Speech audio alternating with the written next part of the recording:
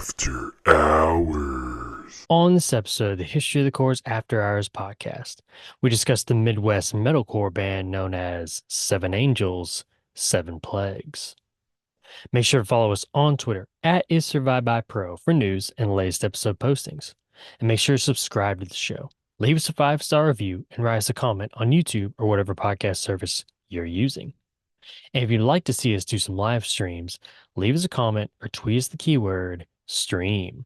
Now, without further ado, let's start the show. The devil is in Atlanta. Army surrounded.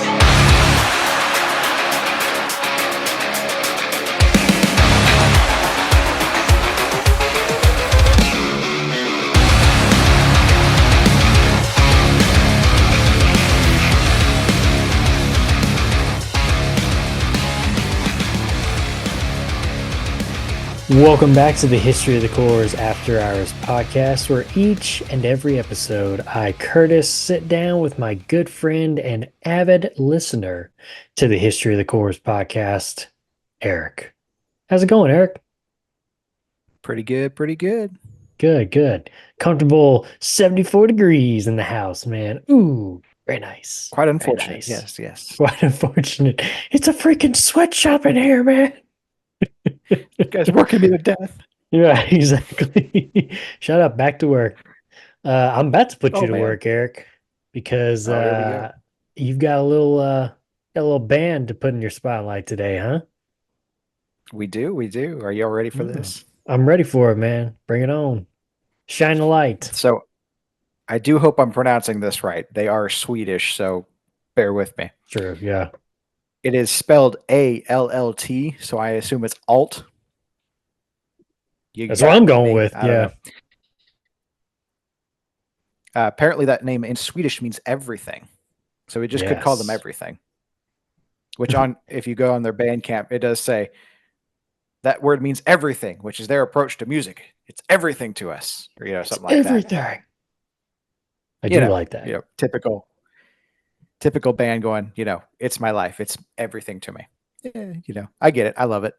Right. So this band was formed back in 2020. What a time to start a band. They are from Sweden, like I mentioned. Their music ranges from progressive metal to like the more modern end of metalcore. Mm-hmm. Reminds me of like Currents at times.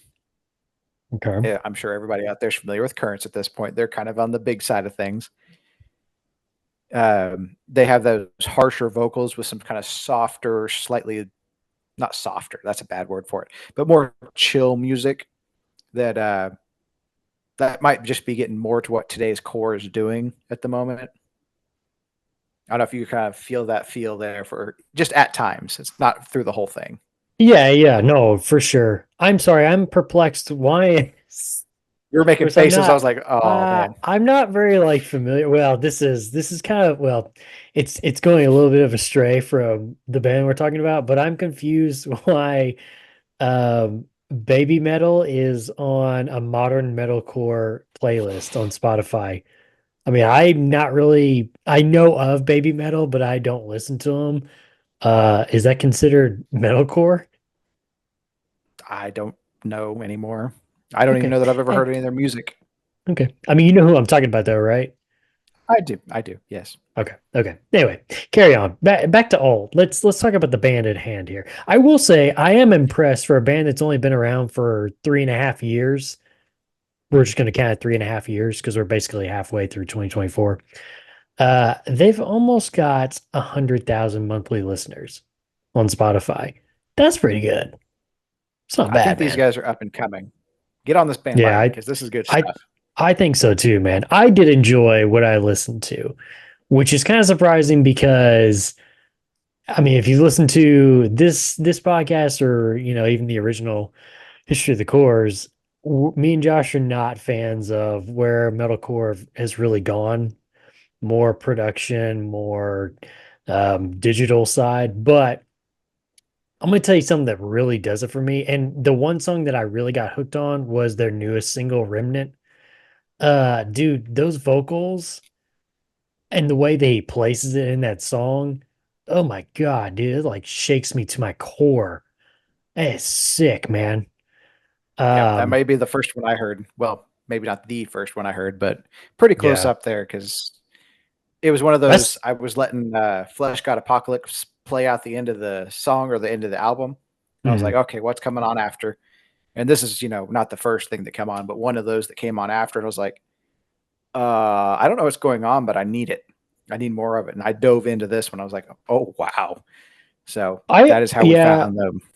that's the first song that I listened to. I was like, yeah, I'll just, I usually try to go just whatever that is, they're like popular at the time or whatever section when you give me one Right. of Those these top bands. I'm like, five. okay, let me just check that out, see what everybody's enjoying from them.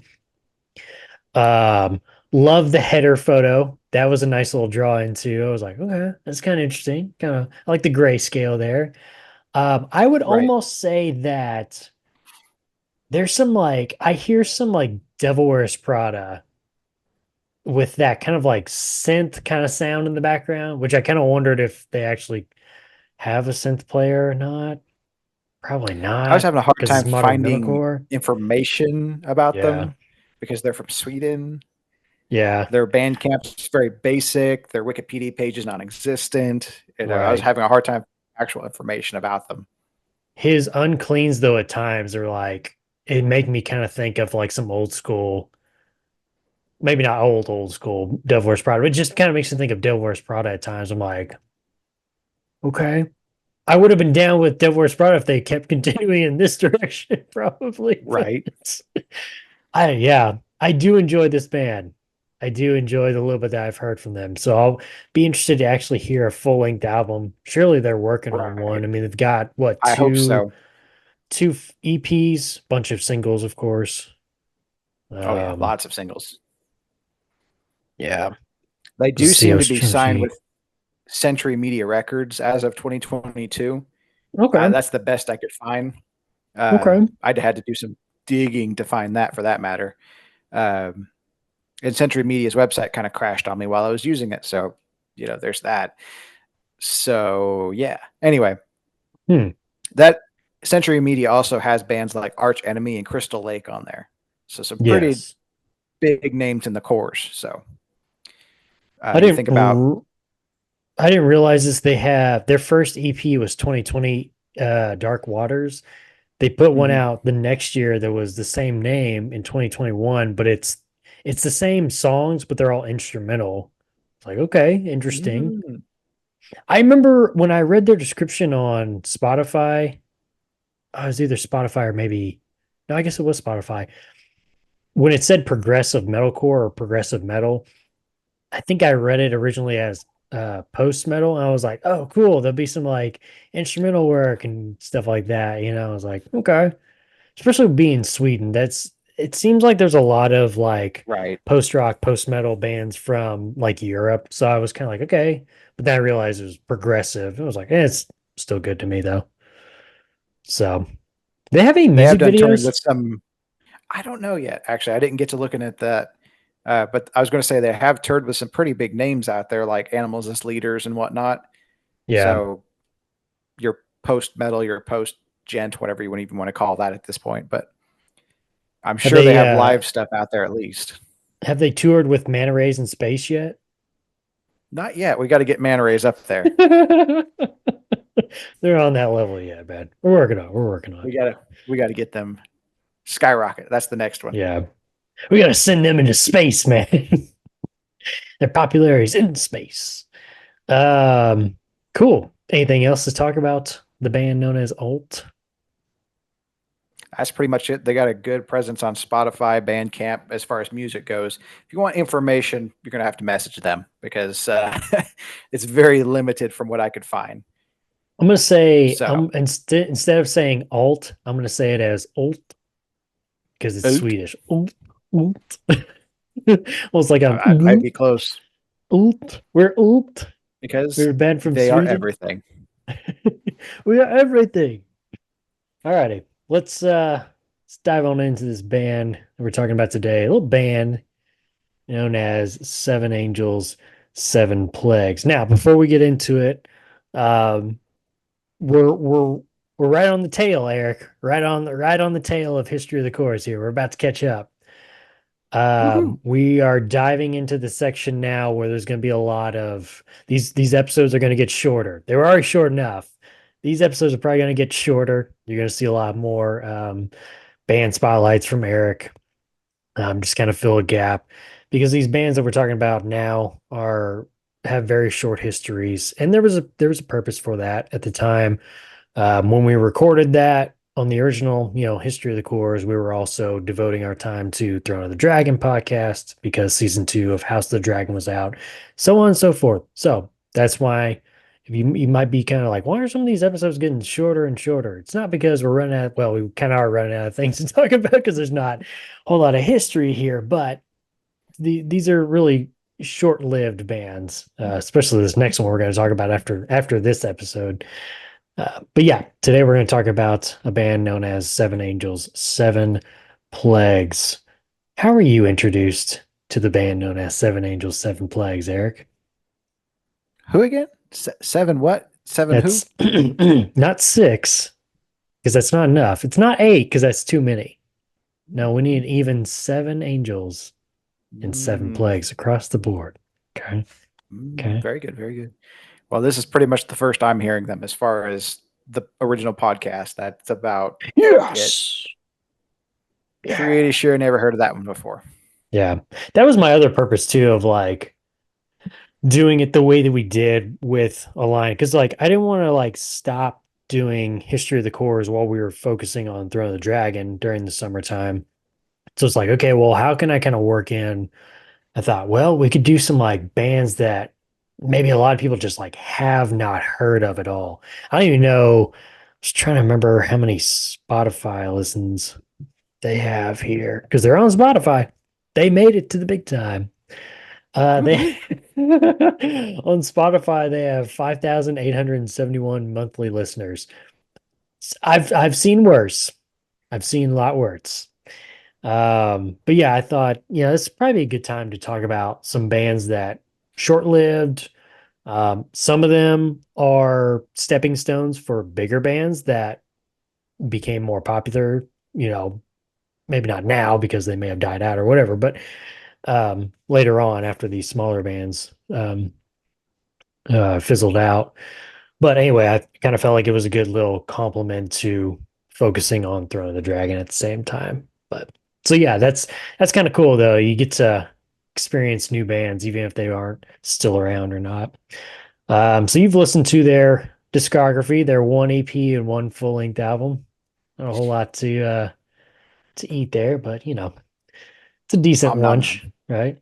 How would you describe Seven Angels, Seven Plagues to a brand new listener, Eric? Well, let's see here. We have.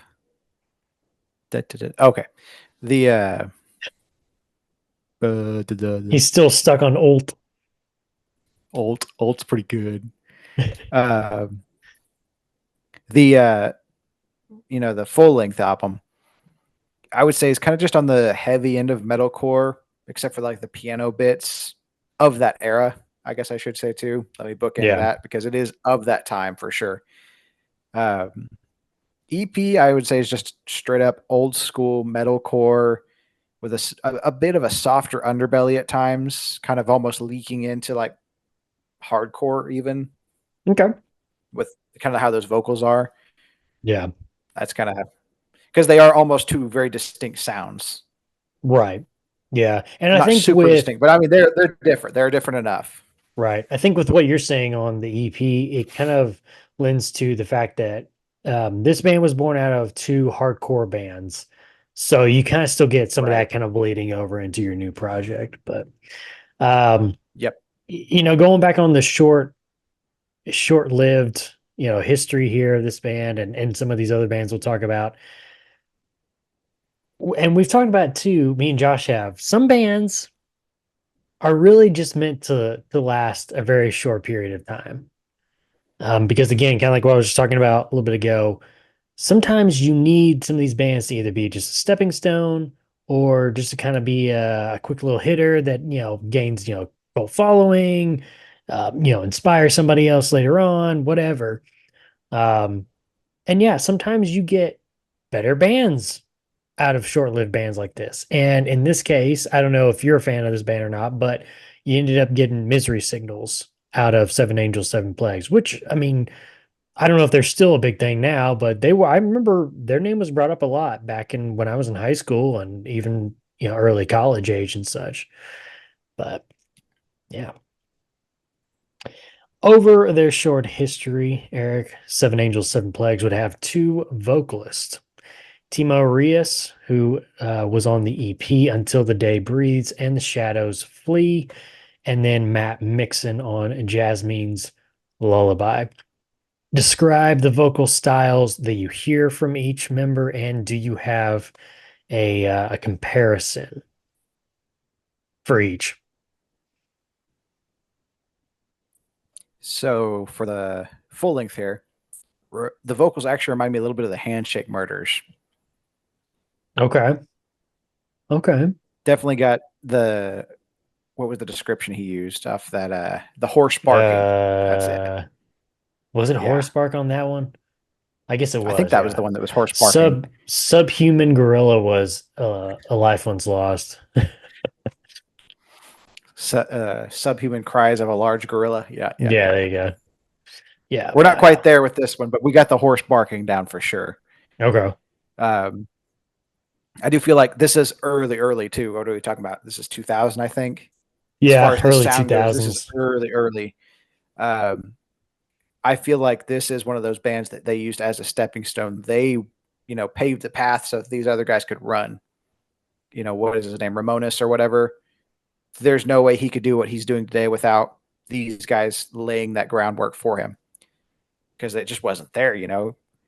But it could leak into the deathcore area if they just clean the horse barking, that kind of the harsh vocals, if they clean those up just a touch. Yeah. That being said, the spoken word off of this one, the full length, is very, very, very Zayo. Okay. Yeah. I Yeah, I can't remember was what that one reviewer said was like, and Dan sounds like a dead fish, or something like that when he's something I doing can't the remember what spoken he word. said. It's like, dude, he's been doing this for like the whole discography. Where have you been? Right. Because I mean, that's I think something that not was, just him. That is a thing of the whole core at the time. yeah. That's what they Oh were yeah. doing. Yeah. So Well, and even at that, it's like with Dan's, his is very like deadpan, kind of drone, spoken word, kind of like that. But I think it was the review for either Awake or Well-Intentioned Virus. It's like, dude, he's been doing it for like the last 5 or 6 albums, we're since the talking beginning that 15 he stepped in years. there. Yeah, it's Yeah. like, where have you been? This is his staple. And it's like, I think if anybody else kind of did it that way, where, like I said, he kind of does it kind of in a drone, it would probably get annoying. But the way that Dan does it, it fits him, and his Right. character. So it's like, okay, I can go with this. Yeah, that's Zayo was one, and I think musically kind of did it for me with Zayo Right. on I these could two definitely see that albums. a little. I did feel like A Life Once Lost a little bit, not the subhuman cries though. It's that kind of bitiness at times, I feel that here more and in the there. EP. Yeah. The kind of his A Life Once Lost, his higher register when he does Mhm. kind of the mids and highs. I do kind of Yes. feel that in that, like I said, when you're almost bleeding into the hardcore type Right. sound, Yeah. you know, definitely getting away from the deathcore and all that kind of, but more that hardcore sound. Yeah, definitely A Life Once Lost. That's where I was going with that one. I feel it's just kind of a Although very novelty. raw. Yeah. I feel like this is kind of a novelty, but have you ever seen a band lose two vocalists and then bring both of them back at separate times down the road? Yes. Okay. Who? Am I gonna be like, duh? Yes. Are you ready? Uh You ready for this? no, I'm scared. Saracen. Oh, As of 2024, Cove is I didn't back, think about that. Yeah, I didn't think about that. and they So released what? a live album like yesterday. Yeah, Actually, but that's one of those where it's like, okay, because like I knew he was back. I knew they were doing like touring stuff where, oh, they're both doing vocals. But I'm like, okay, that's cool. What are we doing for the future though? Is this like a thing? If we actually sticking with this, or is it just like a novelty thing? What do you think? bounce back and forth, back and forth, back and forth. I mean, I think it'd be kind of interesting to at least like try do an album like that, even if it's just an EP. Probably be better just to do an EP that way because it's just more of an Yeah, experiment. I don't know if those two vocal styles would work together, but um, I don't know. Anyway, yeah. I don't know that um, actually Anthony's current with them either, though. I don't know. I just see, that's my other thing too. it's Is like getting I don't even messy, and I'm know. confused. I don't Yeah, know. and I don't even know like what Circus doing because I felt like they had like a farewell tour not so long ago, but then like they're really not gone. But I don't know, man. I don't know. I really don't know. Anyway, um, yeah, but this was a little bit different though because I'm Right. speaking more of so Seven Angels, Seven Plagues. Starts with Timo. He leaves after the EP. They get Matt Mixon in for the full length. He leaves. Then they bring Timo back. Then he leaves. Then they bring Matt Mixon back. So some kind of like that where it's like they're not even there at the same time. Because one of the ones Well, that I popped don't. in my head When I was was looking, I don't think. I don't think actually Cove and Anthony are there at the same time. I think one's here, one's not. So I think it's pretty similar. I'm not sure Anthony's there right now, well, according they were to Wikipedia. yeah, but like when they were doing all those tours and everything, they were there together when they were doing all those tours. Oh, you like the 2016 stuff? Yeah. Well, after Ah, okay. 2016, yeah. Well, yeah, when they released that album, Yeah. Um, that was a confusing time. yeah. Um, the first band that I thought of though was Arsonist Get All the Girls, their final album. I think it's Listen to the Color. Josh is screaming, yes.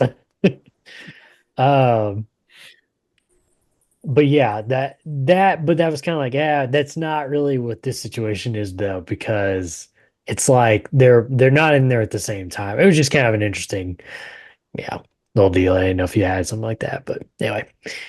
There's Um, maybe the closest I could think of because it's a okay. weird thing. They're here, they're not, they're back, Yeah. they're How forth. do They we got do two it? of How them, do we and do it? I We don't, gonna I don't do it know. or we're not gonna do it? What, Yeah.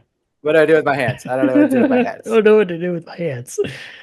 Um, okay, so here's your trivia question for you, Eric. A Oh boy, little history.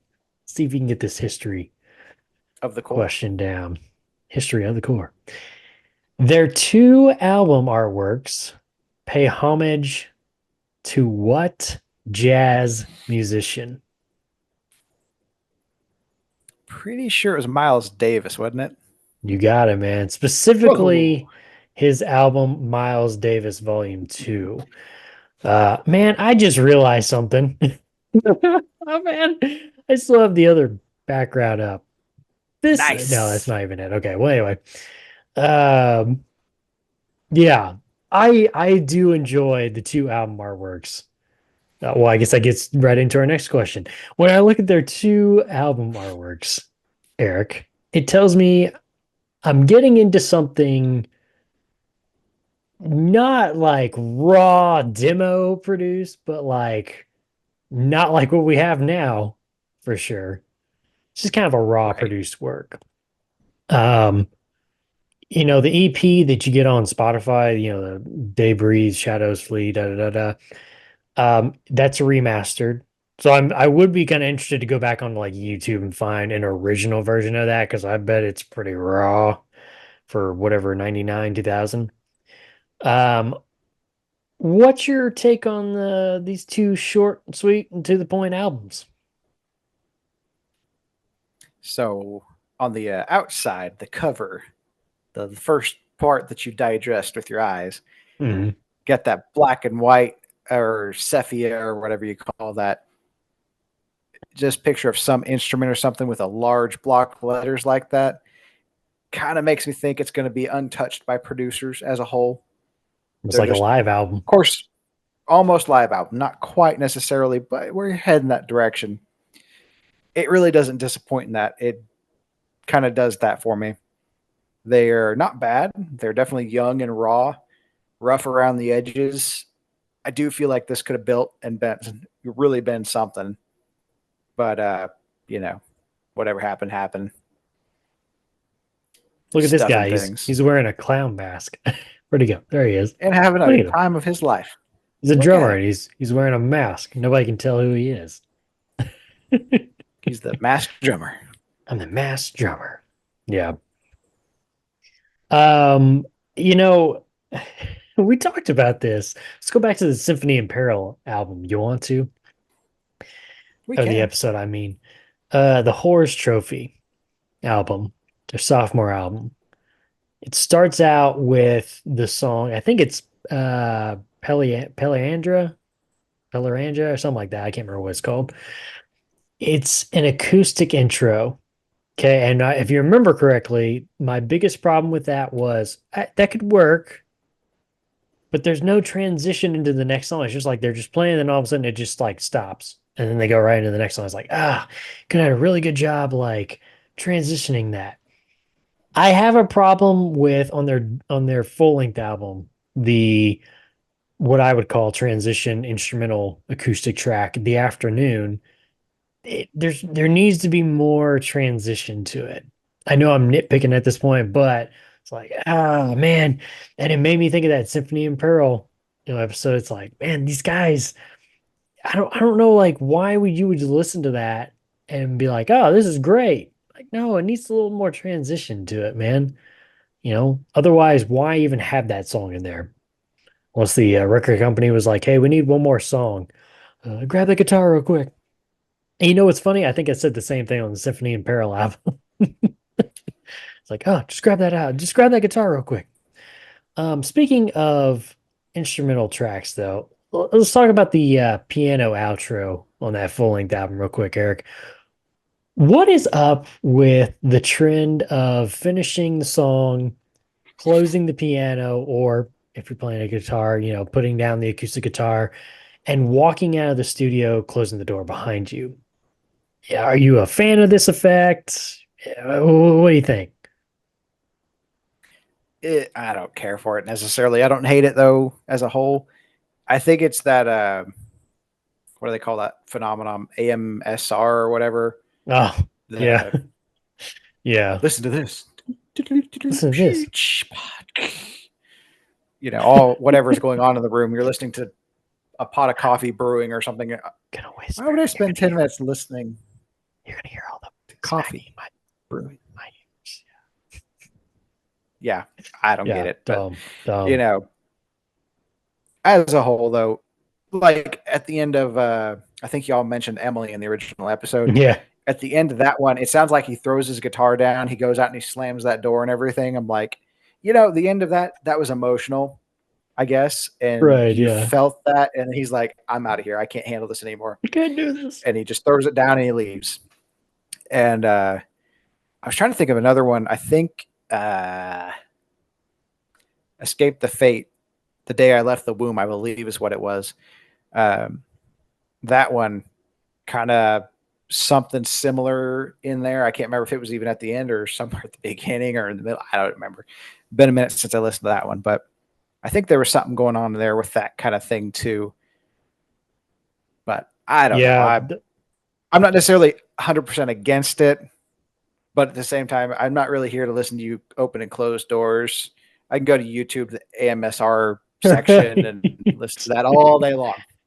Yeah, the ones that I think of is now this, and then of course Emily. We talked about that before. It's a bonus track off of Meridional from Norma Jean. I can't remember what the song is called, but it ends with a piano. And it's like you can hear him closing the lid and kind of the creaking of the bench, and yeah. And I remember like I don't, because does anybody really do that anymore? I don't know if I've heard that on any like newer albums in a long time. No, because that gives you too raw of a feeling.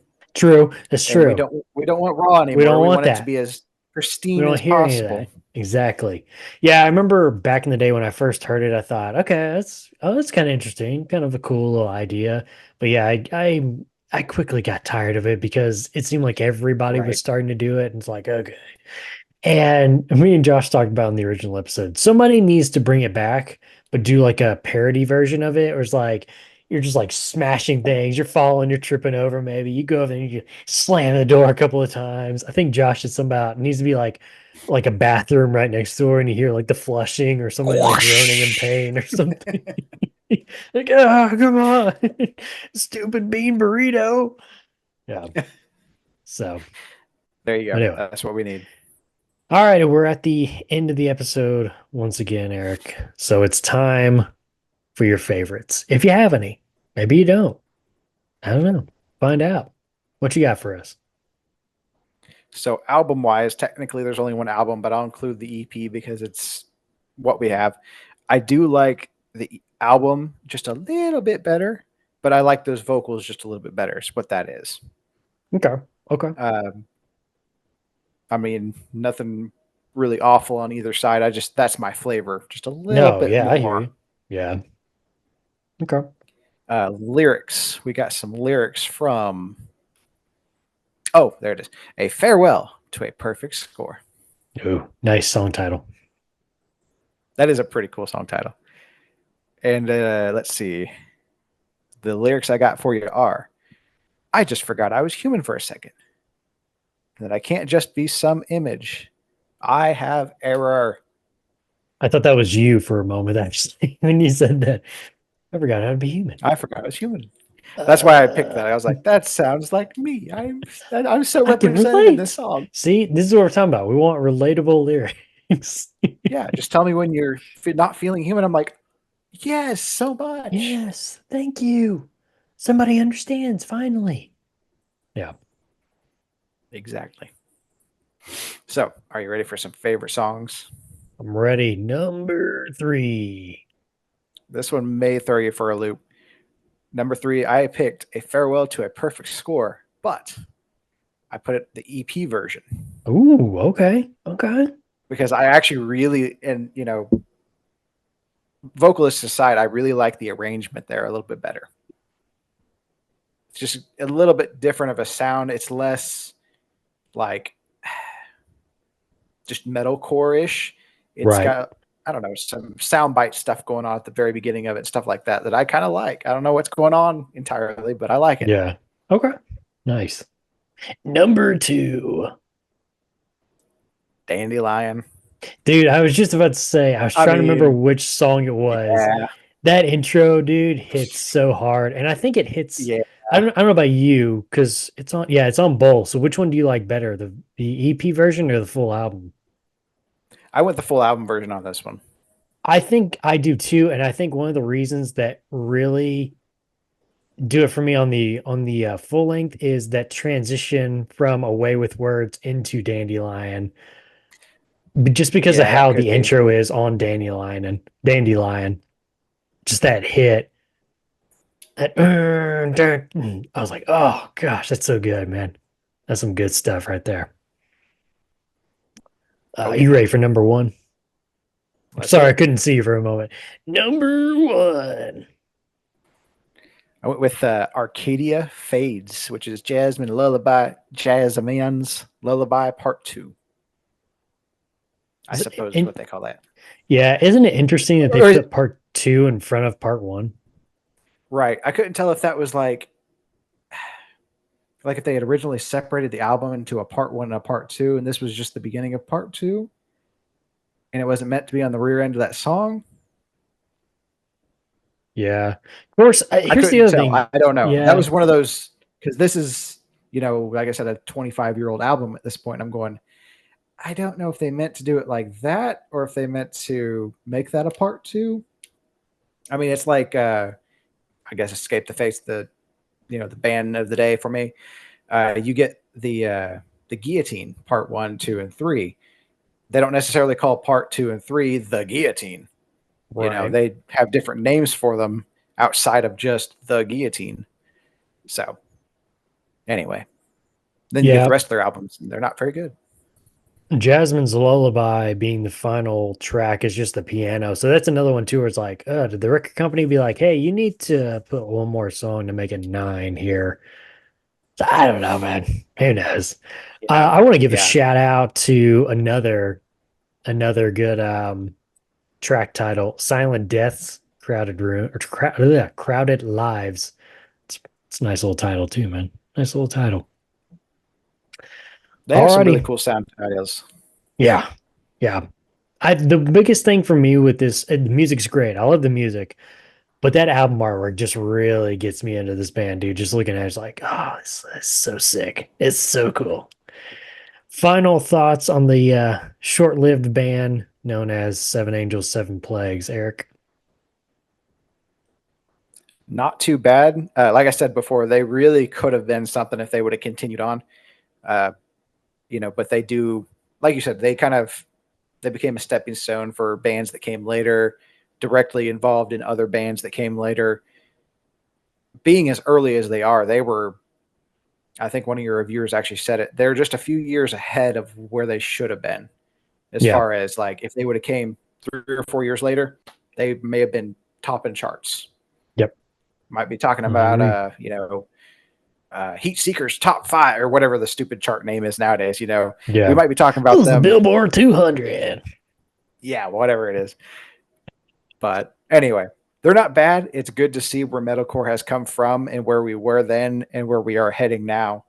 That's the point of the history of the chorus, right? Is seeing that Exactly, history. buddy. That's where we were building. That's where we started. I've said it a lot. If these guys didn't pave the way, there's no way that we'd be doing what we are today. Like, you think some of the craziness in death metal, the sounds that these men are making, and women too, for that matter. But like I said, Ramones, They had to be inspired by somebody. Yeah, exactly. And they may have heard, what is it, 7A, 7P. yeah. Anyway, Yeah. that's look harder to say for than anything else. But anyway, they Yeah, may have to heard look- that just in passing and then said, hey, you know what I could do? That, but better. right. And then they progressed, and then now we have this grandiose, metal and death metal and, branches that come off from that. Yeah.